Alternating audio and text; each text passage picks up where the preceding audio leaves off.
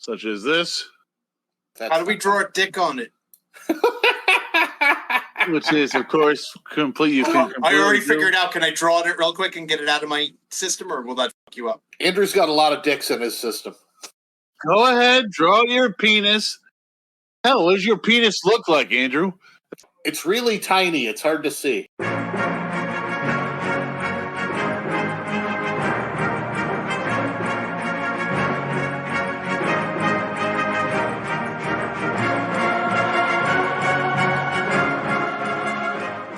Obviously, this is the map from Keep of the Borderlands.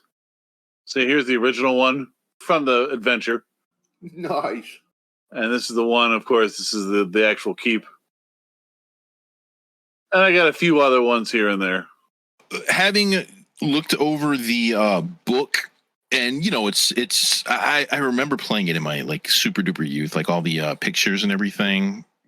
I'd seen them before. Are we doing this? Are we doing basic as we can get? Basic, yeah. Andrew's already made his character, I believe, right, Andrew?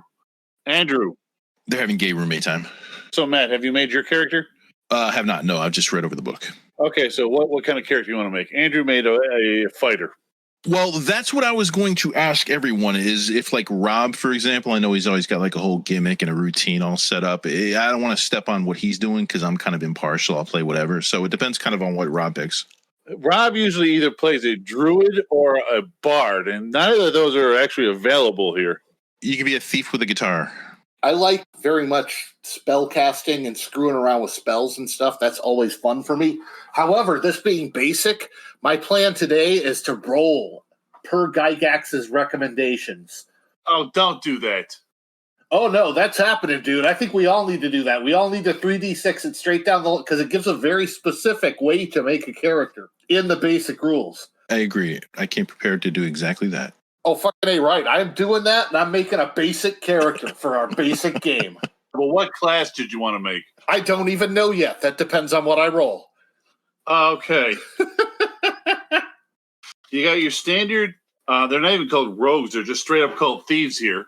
That's disparaging as hell, too. Dwarves, elves, and halflings. And I believe kind of the elves are sort of like... They're fighter magic users. They're grossly OP from what I read because they're basically awesome fighters that have access to magic user spells. Yeah, according to the basic rules, there is no reason not to play an elf at all times. They get all the power of a magic user and all the power of a fighter, plus several special abilities. Another question, too, is as you're reading over these classes, which include races, I noticed they devoted like a bare minimum of like maybe 3 paragraphs to fighters. They can't really do anything. Is it just that they get like double the hit points of everybody and that's all? Pretty much. Yeah, hit points and weapons. That's all they get. Word. So probably after we do Keep on the Borderlands, we might very well, and it probably wouldn't be a bad idea at all to jettison this and go with a new idea. Although, we might fall in love with the characters and the stupid mechanics. Yeah, we might love this, man. It's about the characters, not about the mechanics. There are barely any mechanics anyway. On a blank sheet of paper, write down strength, intelligence, wisdom, dexterity, constitution, and charisma in that order. Done. On page 13, there's hopeless characters, too. Yeah, I did read that. Roll 3d6 for each ability and put the result in pencil next to the name of the ability, because we can adjust that later. All right, here's my first roll. Let's do it. My first roll. Do I need to put it near strength or do I just put it near nothing? I'm going to let you figure it out. Rob is just being old school deliberately. Goddamn right. All right. Fucking all right. And they don't have any kind of mechanic for like point buy, switcheroos. There is. We'll get to that. There is? Yeah, I'll show you. Oh, shit. Oh, my God. So, Andrew, with your graphic design experience and abilities, if you're a fighter, I'm a Rob. Who will use like that basic Given my roles, a fighter would work, but my dex is so freaking low. I need to be in plate mail here because, wow, I am clumsy as fuck. Sounds like a cleric tank to me. Sounds like a cleric tank. Dan's letting us move our stats around into the... No. I don't care what Dan wants. This is what Gygax wants. Okay. We're doing it Gygax style here, man. And how bad do the rolls have to be before they're a hopeless character? You should have at least a stat of 15. At least one. Okay, then I'm going again. God damn it. Well, mine just barely qualify then. Great. Oh, and a 10. Okay, I'll make do with that. Highest number is 14, but all of them are above 10, 10 and above. So I'm happy with that. I'm good. Rob, are you think you're going cleric? I might have to go tanky cleric with this. Yeah. You know what I was thinking about doing is doing a cleric that was actually a worshiper of like the god of blades and razors and knives and swords, and he's just pissed that the DM won't let him use a bladed weapon. Well, you see, since Gary Gygax has not thought to outline any specific deities, I don't have a specific deity. This is the god of uncertainty. I'm uncertain exactly what my god wants from me. He's very malleable. We are missing thieving abilities, correct? We can hire thieves. Do halflings have decent stuff going on in this game? Halflings are like lesser elves. They are pretty much no reason not to be a halfling. All right, halflings happening. That's my class. Oh, you could be like a halfling thief would be pretty good. You can't be a halfling thief. You just have to be a halfling. Yeah, you're right. Sadly, I am only a halfling, not a halfling thief. What if I want to steal shit anyway? I'll just do it really poorly. Yes. Yeah. All right, so I'm a halfling. All right, so ability score adjustments. Strength may be lowered by magic users in order to raise intelligence. Intelligence may be lowered by fighters, dwarves, halflings, and thieves, and clerics in order to raise the prime requisite of their class. That's just total dump stat. Cool. Every time you lower something by 2 points, you may raise something by 1 point. Ooh, so that is a trade-off. Dexterity may not be lowered, although it can be raised if it is a prime requisite. Constitution and charisma may not be raised or lowered. Matt, you may lower either your intelligence or wisdom by 2 points apiece. That's and, not or, right? I can lower both if I want, right? May be lowered by fighters. Yeah. Oh, yeah. You could dump that all over the place. Here's my 13 intelligence. If I take 4 off of it, knocking me down to 9 intelligence, I will then get +2 to Dex. Yes, or strength. Strength and Dex are your prime requisites. Yeah, why is halfling's prime requisite strength? That makes no sense. Because they are fighters. None of it makes sense. Don't worry about it. Then I'm going to lower my 14 wisdom down to 10, taking those 2 points and putting them into Dex, making Dex 16. Fuck yeah. I hate that I can't be a thief. I'm just a halfling. That's so stupid. Oh, you can be a thief or you could be a halfling, but you can't be both. Maybe I should be a thief. Hey, should I be a thief instead? You could be a thief. We need utility, don't we? In old school, everyone needs to do one thing well. It's not modern day D&D where everyone can do everything. No more will I be a halfling. I think I'm just leaving my stats as is, straight as I rolled. I'm strong but clumsy as hell. And I'm just wise enough to be a pretty good cleric. All right, next up in the character creation process. This is exciting. Hit points. We need to roll for our hit points. Oh, good Lord. I will allow you to have maximum hit points at first level if you insist, if you want. I'm not listening to you. I'm listening to Gary Gygax. Fine. There's a reason he's riding in hell, you know. According to Gary Gygax, if you roll a 1 or a 2 on your hit points, you can re-roll. All right. I'm rolling my 1d4 hit points. Oh, you're thiefing it? You're going actual full thief. Okay. I have to. I'm rolling my 1d6 hit points. Hoo-ha! Yeah! Max hit points, baby! Gygax loves me! I'm going to write down 4 just because. This character is destined for great things because I'm rolling it straight and I'm rolling it honest and I'm being rewarded by the spirit of Gygax. Okay, so next up in the character creation process, write down special abilities your character possesses. I get a plus 10% bonus on earned XP and the ability to turn undead. I don't get any spells until 2nd level. Oh my god, you start without spells. You have to show your devotion to the... Yeah, I have to prove to the uncertain god. We're not sure what our god wants. He just doesn't like pointy things. Now we choose our alignments. I'm choosing my alignment, but I'm not wearing, because it's not on a t-shirt, I'm not telling everyone. Don't forget the alignment language. Yes, we all get an alignment language. Yeah, consisting of body movements and weird. It's weird. I'm going to use this in game and it'll be awesome. That means 1/3 of every single intelligent sentient creature that you meet, you can talk with. Yeah, it's such a bizarre concept. I know, right? Why did they put that in? Well, you could just tell when people are nefarious and when people are good. It's like gaydar. Yeah, it's like Gator. Exactly. For equipment, we roll 3d6 and multiply the result by 10. I got 100 gold pieces for my equipment expenditure. Should I be worried that the equipment I'm looking to buy doesn't actually list how much damage it does? Which one is it? All of them? It does that later.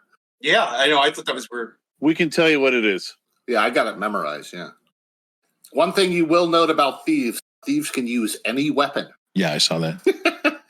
No reason not to use a two-handed sword. I'm thinking I'm going to ignore all damage considerations and just get what I think is cool and let the dice fall where they may. Yeah, that's D&D spirit. I like it. I'm trying to channel Gygax much like you did. Yeah. I want to channel it, but Dan was also nice enough to help me just make a competent character so I'm not a burden like I usually am. Yeah, okay, I'll be over here holding my breath. Good.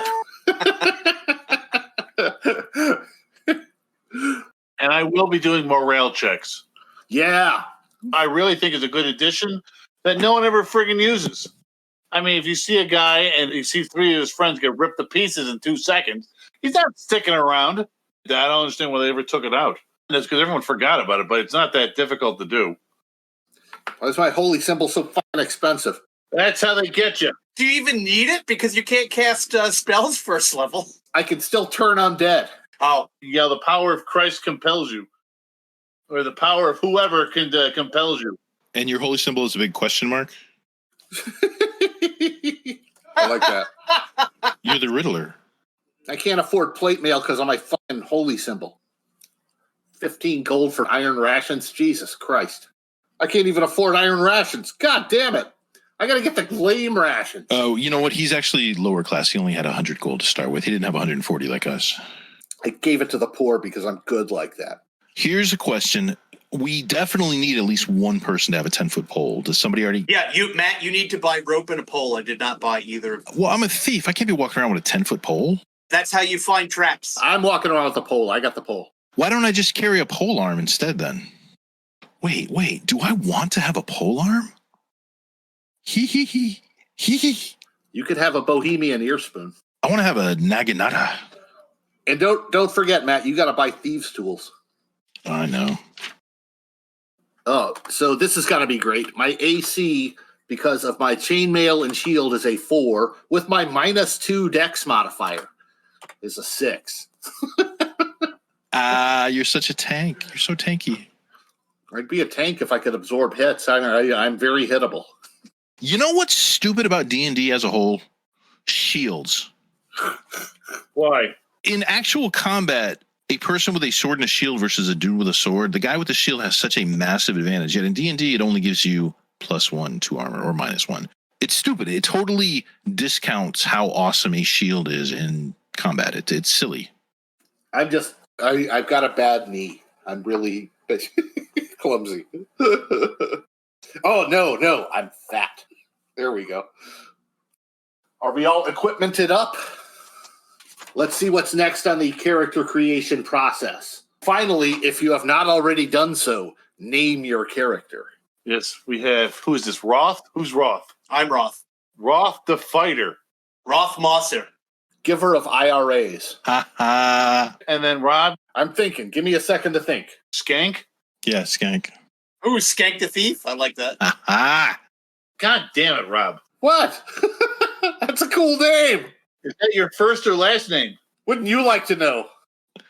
Yeah, I would in a DM. The correct answer is neither.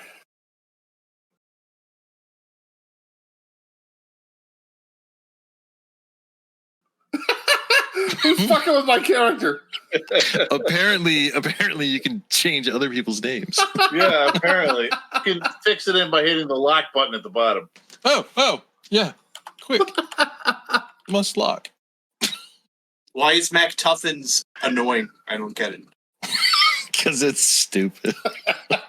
Because it's Rob. It's like when he had the vampire pack and he insisted you all call yourselves the sweat hogs.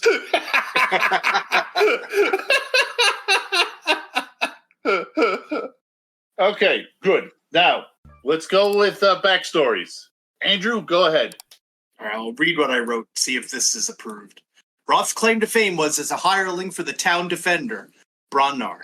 Already hate it. Brown noser? He helped his hometown put down a small goblin den from the nearby woodland caverns, having killed 6 goblins himself. A traveling adventurer named Galen led the raid. Call him Gay for short. Bronnar was killed, and Galen decided to settle down and become the town's new defender. Roth got his equipment from Bronnar and spent the small hazard pay he received to get Bronnar's plate mail adjusted by Edwald the blacksmith. Did you chat GPT this? I bet he did. No, I didn't. I sat here from 6 to 7 typing it up. All right, go ahead. Keep going. I'm almost done. Having made more money from this one small adventure than he has in his whole life, Roth has decided to strike out on his own. He commissioned Trio to make him a nice leather backpack, and he has set out to find fame and fortune. That's ChatGPT. It is not. God could strike me dead. I wrote this all by myself. I did generate the town on a fantasy generator. That's fine. It's unimportant. Roth's mother is elderly and lives on a farm in the house. What the fuck? Who cares what your dad does? No, he's dead. He said that he was a hireling, so that's where all his money went to help his mother. Okay. So why is he out here in the middle of nowhere? Because he made more money on that one little adventure than he has in his whole life. So now that he has equipment, he's come out. All right, fine. Mac Tuffins, let's hear what you have to say. McTuffins, I'm a guy. I'm looking for a thing. That's all you guys need to know. No. Sorry. Not playing that one. You need to have some. Okay, why is he out here in the middle of nowhere? Because he's looking for a thing. Wait, are you looking for a MacGuffin, McTuffin? Nice. Rob, you better tell me, or I'm going to fuck with you on this. All right. So he's not really inducted into the order of his priesthood.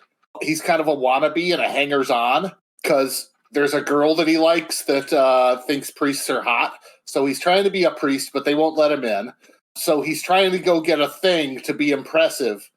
He heard there was like a religious object of some kind buried in this ancient keep or somewhere on these borderlands. And he's going to get this thing so he can bring it back and become inducted as an actual priest of the nameless god. Ooh, I like that, the nameless god. We're uncertain who this god is and what he wants. But he protects your village? Well, no, he doesn't actually do much of anything. We just know he doesn't like pointy things and undead. That's all part of the religion, is figuring out what this god wants. All right, we can go work with that. All right, cool. Matt, tell us Skank's backstory. Skank is a street urchin-y type person who got arrested, and this town was very heavy-handed in its arresting and enforcement. Arrested for what? Rampant buggery. They call it bugbearery.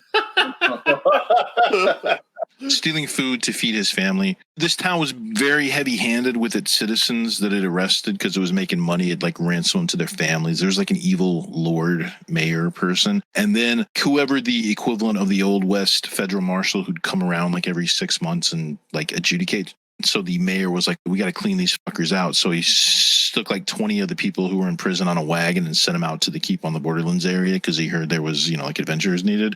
I basically got waylaid out to this area. Do you have like a tattoo on your cheek that identifies you as a fugitive? Yeah, okay. I have a thief's mark on my face. I have a brand. All right. You three, met on the road? Sure. All right. One of you needs to roll a D100. Are we doing this? Are we playing? Is game on? Yeah, game on. I didn't tell everyone. I wanted to surprise you that Dan thought he could just go right into it because he knows the modules so well.